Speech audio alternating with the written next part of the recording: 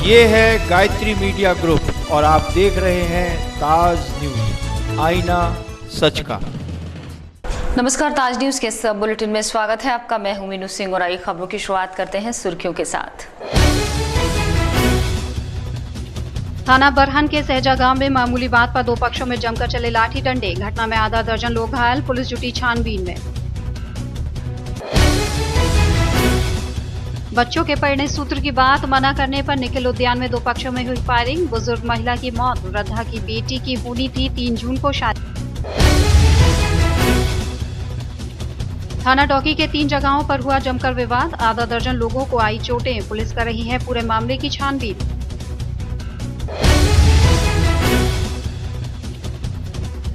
और ताजगंज के पंचशील आश्रय गृह से 7 लड़कियां फरार, गार्ड के साथ की मारपीट, पुलिस को दिया गच्चा। और अब खबरें विस्तार से। थाना सिकंदरा इलाके के निखिल उद्यान शास्त्रीपुरम में 2 पक्षों के झगड़े में हुई फायरिंग से एक वृद्ध महिला की मौके पर ही मौत हो गई। सूचना पर पहुंची पुलिस ने शव को पोस्टमार्टम हाउस भेजकर मामले की छानबीन शुरू कर दी है।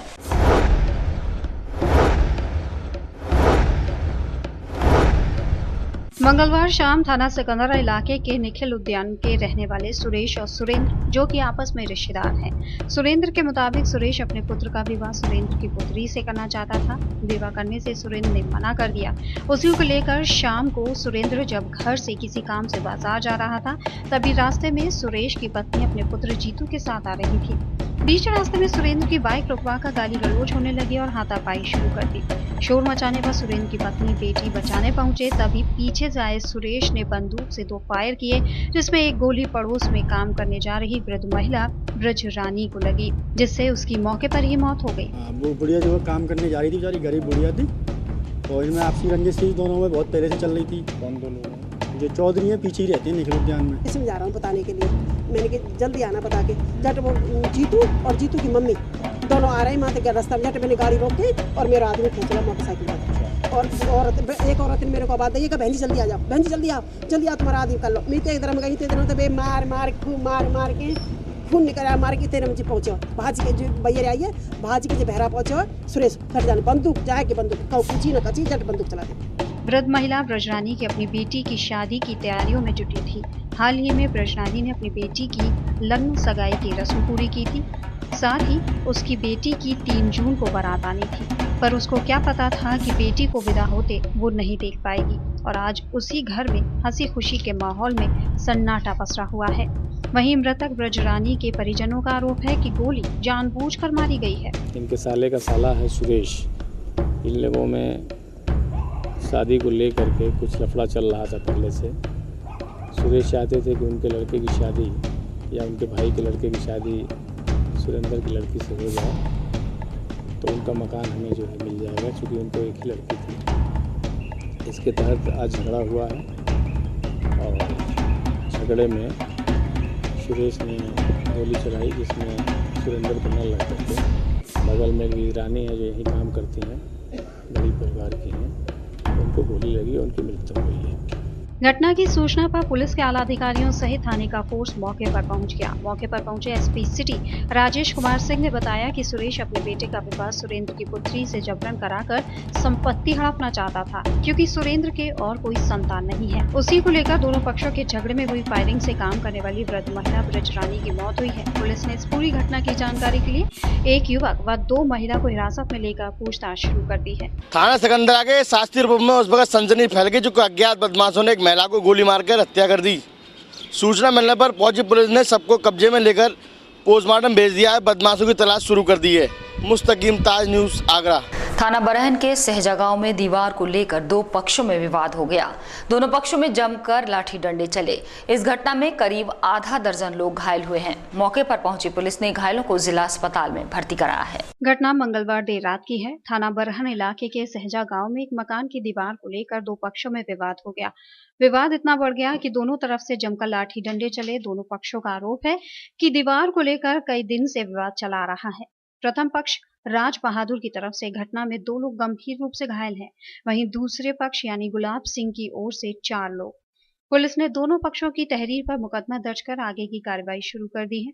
सभी घायलों को जिला अस्पताल में भर्ती करा दिया गया है, जहां घायलों का उपचार चल रहा है। अरे एक दीवाली हमारे घर कच्चे घर में रहते हैं, तो वो दीवाली ने जबरदस्ती और फोरी है, बाकी हमने रोक लगाई है कि जाए मत बोरो, हमें इतना बड़ा सूला गए को मैंने जी कच्ची गिर जाए भाई हम रंगे कायम इतने में जन को जी छोरा तो तुरंत भीतर तो सरिया लाओ में सरिया दी है।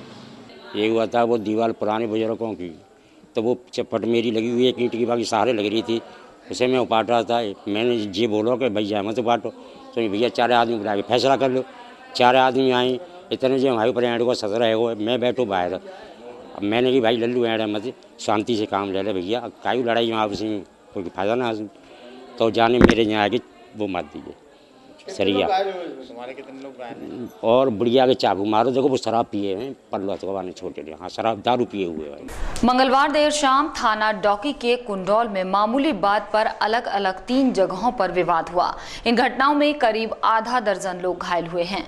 सूचना मिलने पर पहुंची पुलिस ने घायलों को जिला अस्पताल भेज आगे की कार्रवाई शुरू कर दी है। रोजाना लड़ाई कर रही है, दो दिन पहले मान ली हूँ मैं, आज मारी 4-5 ने। जीतू की सास जीतू और उसकी घरवाली और उसके साले सबने अकेली पाके मैं मारी हूँ। सब घर के पीछे मारी हूँ मैं, घर में ना रहने। हाँ ये सूझ रहा है, पेट में लात मारी है, घूसे मारे हैं। शंकर देविंदर बनवाई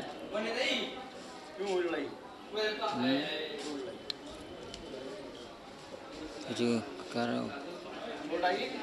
हाँ मुझे चोट, मेरे जी चोट आई है और बिनके चोट आई है ज़्यादा। जे हम नाराय के आए रहे बैंगन नाराय के आए रहे, जिनमें रो जगह का दोनों जो था दोनों भैया में मैं न्यों कही तुम जाके अलग कर जाओ तो तुम बीड़ी दिए सराई ले आइयो और मुझे पॉइंट बांध कर रोटी करेंगे। सो जे न्यों कहते अरे काय कम कर रहे हैं जाइए तो काय कम फिर रहे हैं बिना बात बिठाओ मत आएगा तू सड़क में बीच में दे लो ले दे जिनमें देता। थाना ताजगंज क्षेत्र स्थित पंचशील आश्रय गृह में उस वक्त हड़कंप मच गया जब यहां तैनात गार्ड के साथ मारपीट कर 7 लड़कियां फरार हो गईं, जिन पर संगीन धाराओं में कई मुकदमे दर्ज हैं। इस घटना की जानकारी मिलते ही पुलिस के आला अधिकारी मौके पर पहुंच गए और कई टीम्स का गठन कर फरार लड़कियों की शीघ्र हिरासत में लेने का आश्वासन दिया गया। लेकिन देखने वाली बात ये होगी कि पुलिस इन्हें गिरफ्तार कर अपने अपमान का बदला ले पाती है या नहीं। मामला आगरा के थाना ताजगंज स्थित पंचशील महिला आश्रय गृह का है। बीती रात इस महिला आश्रय गृह से यहां रहने वाली 6 लड़कियां सिमरन, रेवती, सोनिया, पूजा, कुमारी, छुटकी और रुखसाना आश्रय गृह की इंदिरा नाम की महिला कर्मचारी के साथ मारपीट कर बेहोश कर उससे जबरदस्ती चाबी छीनकर फरार हो गईं। घायल कर्मचारी इंदिरा के अनुसार बीती रात 2 बजे सभी ने पानी पीने के बाद कहकर उससे उसके कमरे का दरवाजा खुलवाया और फिर जैसे ही उसने दरवाजा खोला सभी ने उसे दबोच कर मारपीट करते हुए उसे बेहोश कर दिया और चाबी लेकर आश्रय गृह के मुख्य गेट से फरार हो गई।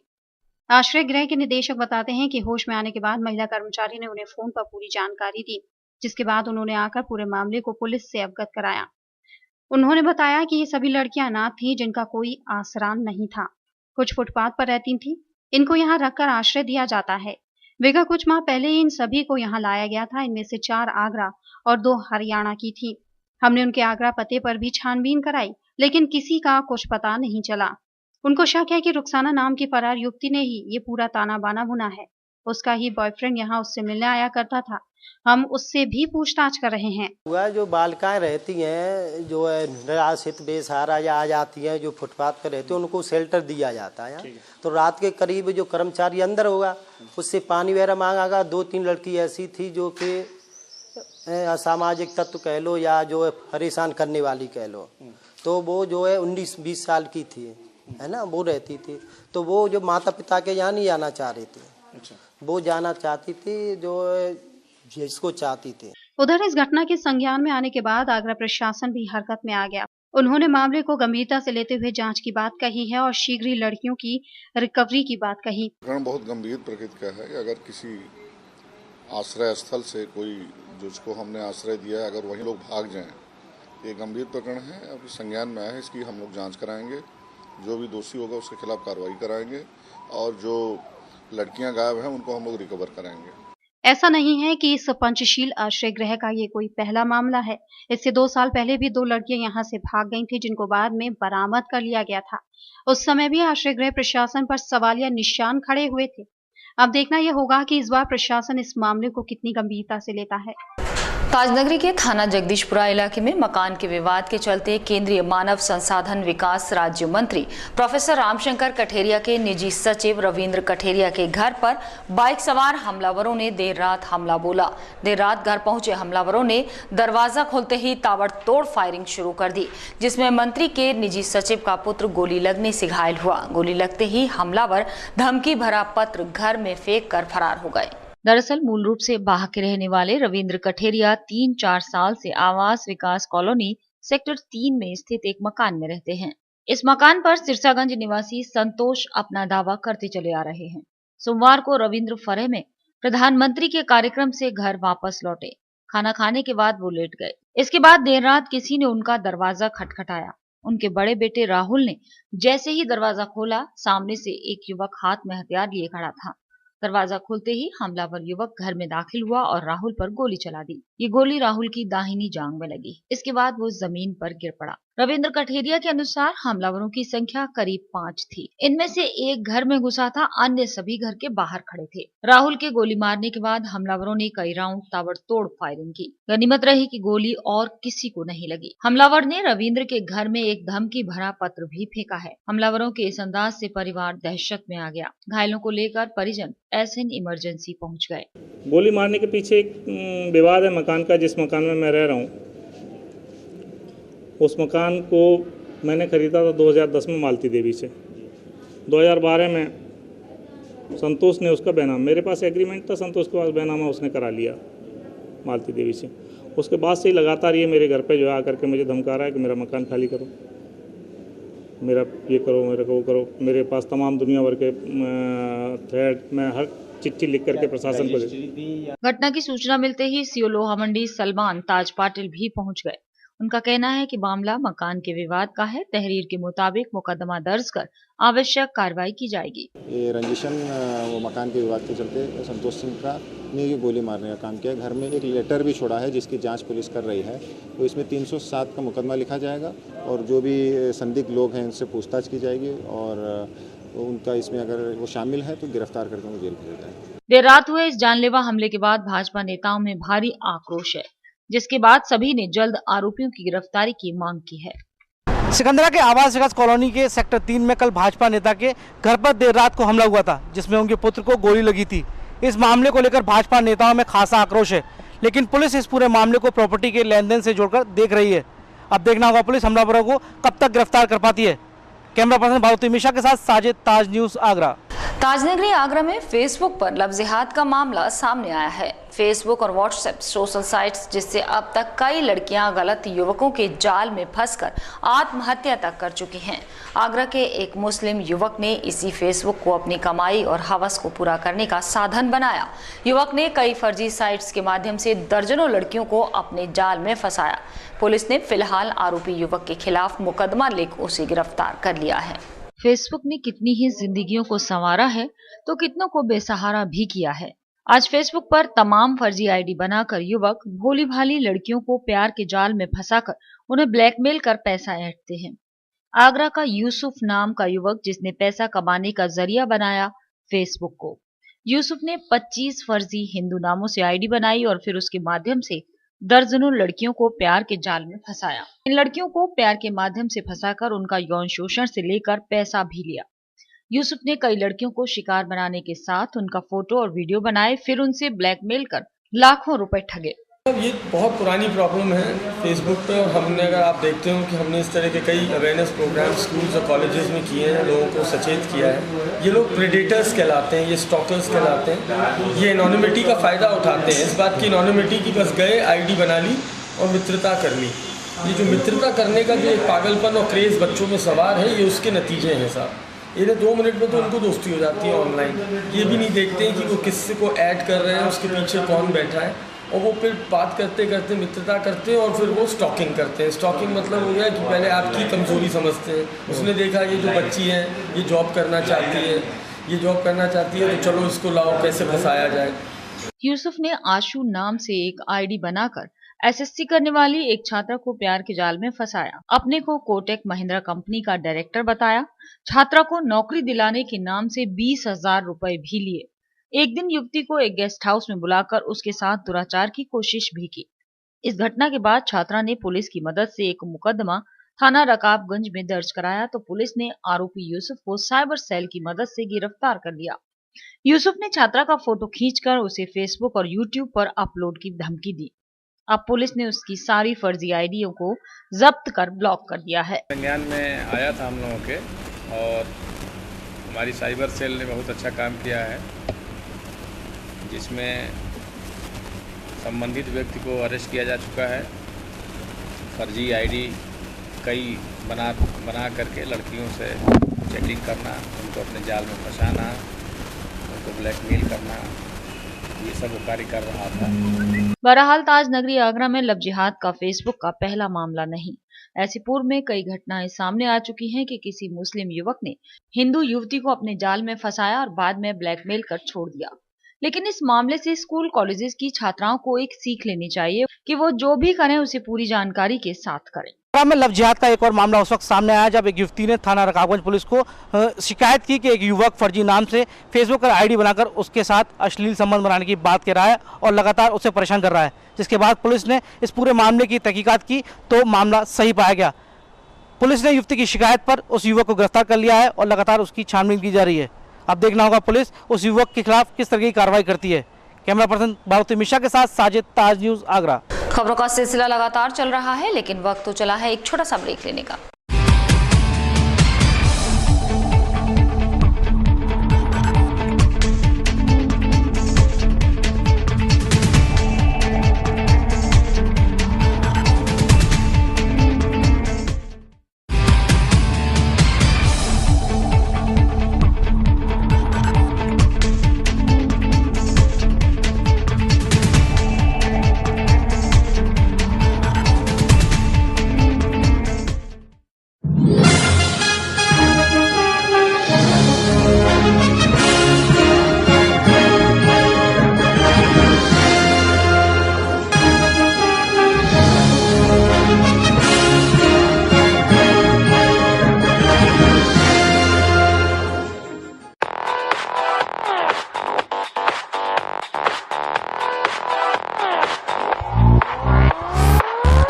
बालाजी ज्वेलर्स, गोल्ड, सिल्वर और डायमंड ज्वेलरी मिलने का विश्वसनीय स्थान। हमारे यहाँ आपको gold, hallmark certificate gold jewellery नए कलेक्शन के साथ उपलब्ध मिलेगी।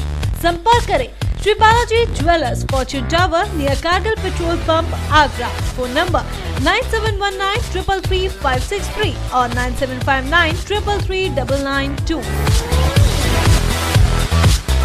श्री बालाजी ज्वेलरी, दुल्हन की jewellery, AD jewellery, artificial bangles, chain व सभी प्रकार के सेट्स यहाँ पर उपलब्ध है। तो तुरंत संपर्क करें 21 सुपर बाजार, कारगिल पेट्रोल पंप के पीछे, आगरा। फोन नंबर 9358464218 और 88659 11110।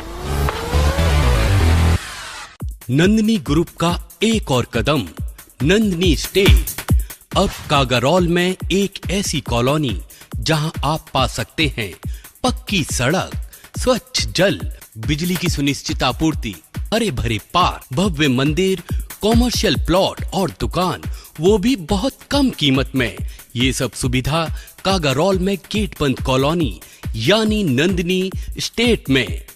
अब गांव को शहर बनाना है, हमारा सपना आपका घर हो अपना। नंदिनी स्टेट। परम पूज्य संत जय गुरुदेव जी महाराज के उत्तराधिकारी संस्था अध्यक्ष पंकज जी महाराज के दिव्य प्रवचन सुनिए हर रोज प्रातः 8:30 बजे ताज गायत्री चैनल नंबर 873 पर। बाबा जी का कहना है शाकाहारी रहना है। निवेदक जय गुरुदेव धर्म प्रचारक संस्था मथुरा। संपर्क करें 9412726572।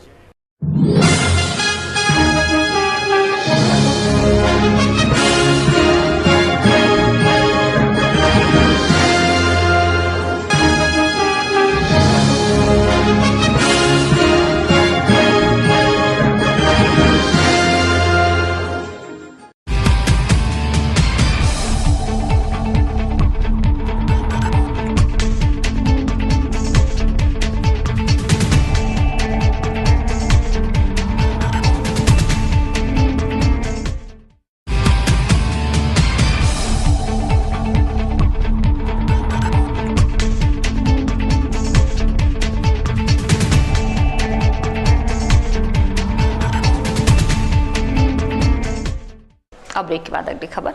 थाना खंदौली पुलिस के लिए बीते कई महीनों से शायद सब कुछ ठीक ठाक नहीं चल रहा।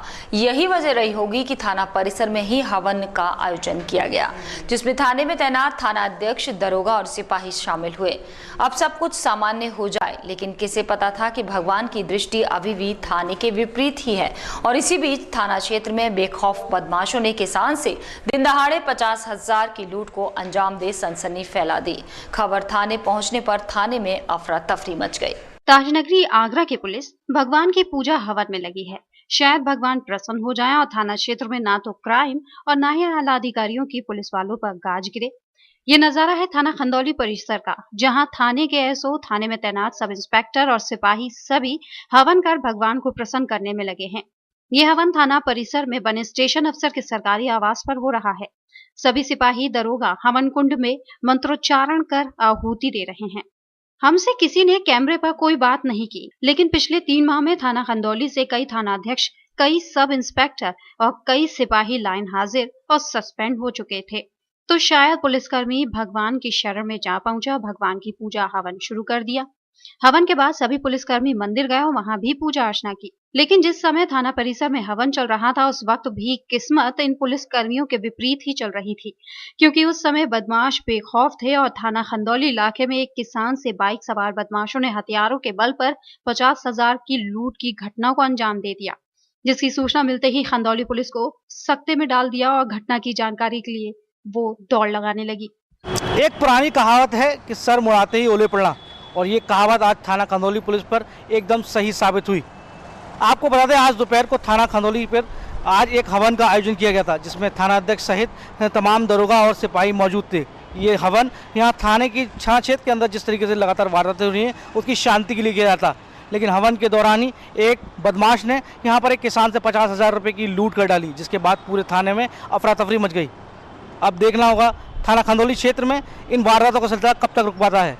कैमरा पर्सन अनिल सविता के साथ साजिद, ताज न्यूज़ आगरा।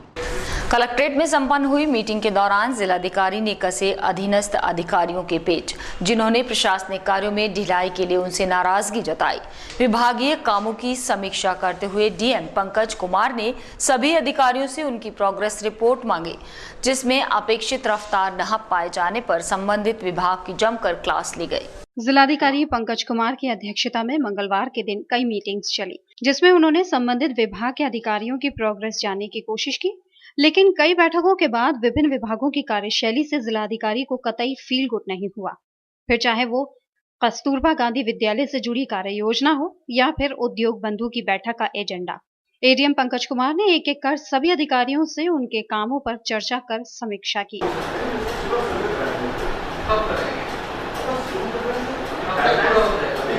इस बैठक में जनपद के विभिन्न विभागों के अधिकारी मौजूद रहे।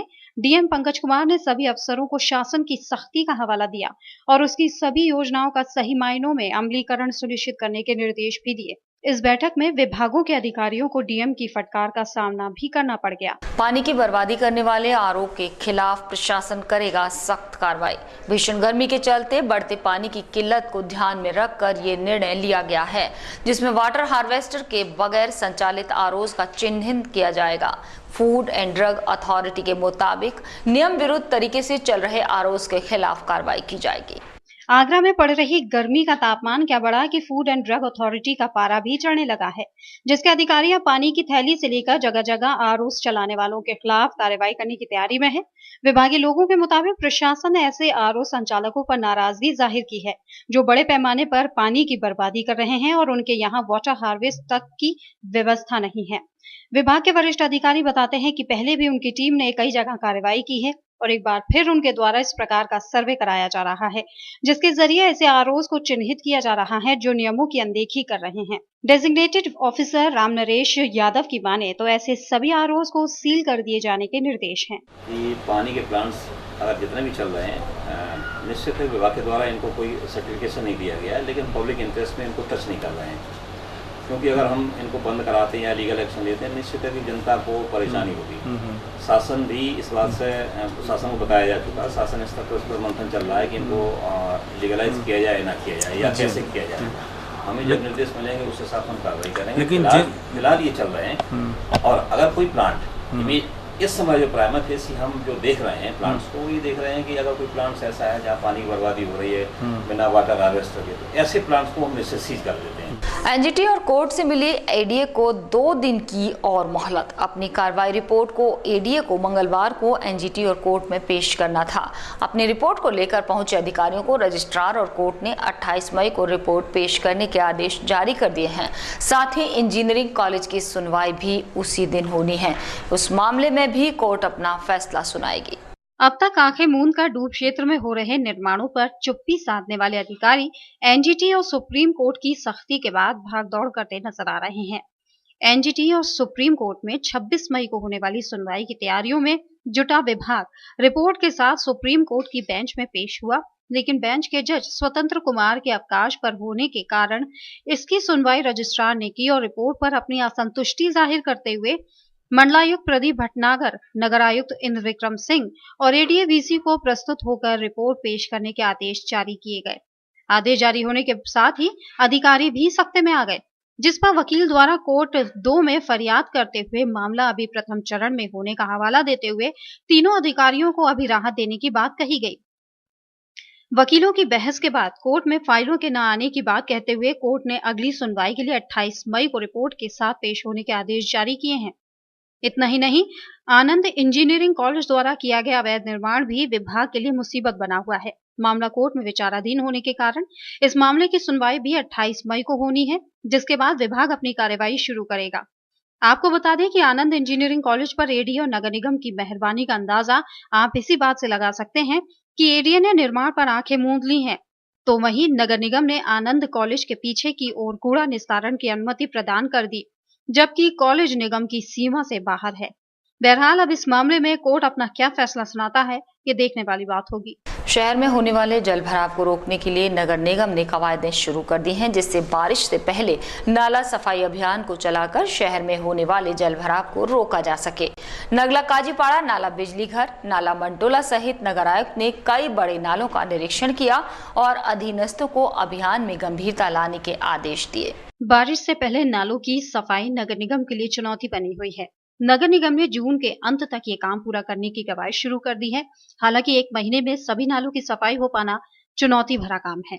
बारिश में जगह जगह जल भराव होता है। बिजली घर, मंटोला नाला, काजीपाड़ा, ईदगाह नाला सहित कई बड़े नालों में बारिश में जल भराव से हालत बिगड़ जाती है। लिहाजा निगम बड़े नालों की सफाई के लिए प्रयास कर रहा है, जिसमें छोटे नालों की सफाई शुरू हो चुकी है। नगर आयुक्त ने बताया कि बारिश से पहले नालों की सफाई कराने के प्रयास किए जा रहे हैं, जिससे बारिश के समय जनता को असुविधा न होने पाए और शहर भी साफ सुथरा नजर आए। नगर क्षेत्र में आगामी वर्षा ऋतु को ध्यान में रखते हुए सफाई का, नालों का विशेष रूप से सफाई का अभियान चलाया जा रहा है। उसी का निरीक्षण करने के लिए आज निकले थे हम लोग। शहर के कई क्षेत्रों में देखा गया है नाला सफाई का कार्य चल रहा है, सिल्ट उठान का काम भी चल रहा है। ये कोशिश की जा रही है कि वर्षा होने के पहले जून के द्वितीय सप्ताह में वर्षा शुरू हो जाती, तो वर्षा शुरू होने के पहले हम जो प्रमुख नाले हमारे हैं उनकी सफाई करा ले जाए, ताकि बारिश में कोई दिक्कत ना आने पाए। नगर आयुक्त इंद्र विक्रम सिंह ने भी जूता कारीगरों से मंटोला नाले सफाई में कूड़ा नहीं डालने की अपील की। साथ ही नाले से निकलने वाली कतरन के खरीदने पर बोले कि इससे यहाँ की इसी बहाने से लोग प्रेरित होंगे, जिससे वो नाले में गंदगी न डालें। साथ ही उन्होंने बताया कि एक टीम का गठन किया गया है जो नाले में कूड़ा डालने वाले लोगों को चिन्हित करेगी। इन लोगों का पहले चालान किया जाएगा, इसके बाद रिपोर्ट दर्ज होगी। तो साथ साथ चलने वाली कार्रवाई है दंडात्मक कार्रवाई और लोगों को प्रोत्साहित करके जागरूक करने की कार्रवाई। तो कतरन खरीदने का प्रयोग इसलिए किया गया है कि इसके बहाने से लोग प्रेरित होंगे और नाले में गंदगी नहीं डालेंगे। लेकिन ये बहुत बड़ा क्षेत्र है नाला मंटोला का और इसके दोनों तरफ आबादी विकसित है, तो इतने बड़े क्षेत्र में कूड़ा डालने से रोकने के लिए कूड़ा खरीदना संभव नहीं है। जो सघन क्षेत्र था जहाँ सबसे ज्यादा ये कार्रवाई होती थी, वहाँ इस प्रयोग को किया गया और प्रयोग सफल रहा है। और क्षेत्रों में भी इसका विस्तार किया जा सकता है ताकि इतना हो पाए। पहले की तुलना में मात्रा कम हो गई है नाला मंटोला में कतरन की, लेकिन अभी भी हमको इसको मशीनों के माध्यम से साफ करा सकते हैं। अभी भी नाला मंटोला में हमारी चेन मशीन सफाई का कार्य कर रही है। गर्मी और बारिश का मौसम शुरू होते ही नालों की सफाई का मुद्दा हर वर्ष जोर पकड़ता है। लोगों की आशंकाओं को दूर करने के लिए संबंधित विभाग नालों की सफाई करने और बरसाती मौसम से निपटने के दावे भी करते हैं, लेकिन जब बरसात चरम पर होती है तब जलभराव की समस्या से विभागीय दावों की पोल खुलने लगती है। सवाल है कि अगर नालों की सफाई नियमित की जाती है तो गर्मी में दुर्गंध और बरसात में जलभराव की समस्या आखिर कैसे आती है? इस सवाल का जवाब लंबे समय से तलाशा जा रहा है। और इसी के साथ फिलहाल बुलेटिन में सिर्फ इतना ही। अगले बुलेटिन में कुछ और नई खबरों के साथ आपसे फिर होगी मुलाकात। जुड़े रहिए ताज न्यूज के साथ। नमस्कार।